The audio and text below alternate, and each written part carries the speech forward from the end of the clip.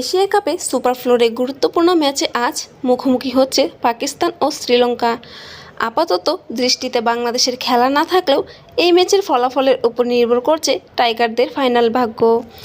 যদি এই ম্যাচ পাকিস্তান শ্রীলঙ্কার কাছে হেরে যায় তাহলে ফাইনালে বাংলাদেশের খেলার সম্ভাবনা অনেকটা বেড়ে যাবে। এই সীমাকরণ বেশ জটিল, তবে আজকের ম্যাচের ফলাফল এটি সহজ করে দেবে। শ্রীলঙ্কা জিতলে শ্রীলঙ্কা জিতলে তাদের 2 পয়েন্ট, অন্যদিকে পাকিস্তান টানা দ্বিতীয় ম্যাচ হেরে শূন্য পয়েন্টে তলানিতে চলে যাবে।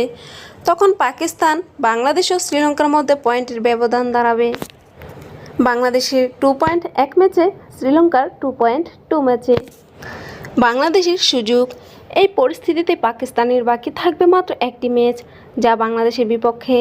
যদি বাংলাদেশ ওই ম্যাচটি জিতে নেয় তাহলে বাংলাদেশ 4 পয়েন্ট নিয়ে পাকিস্তানকে পেছনে ফেলে দেবে। এমনকি যদি বাংলাদেশ 2টি ম্যাচই ভারত ও পাকিস্তান হেরেও যায় তবুও ফাইনাল খেলার সম্ভাবনা থাকবে, কারণ তখন বাংলাদেশ, পাকিস্তান ও শ্রীলঙ্কার 3 দলের পয়েন্ট 2 করে থাকবে।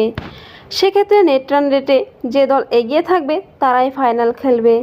বর্তমানে বাংলাদেশের নেট রান রেট +0.100, যা শ্রীলঙ্কা ও পাকিস্তানের চেয়ে ভালো।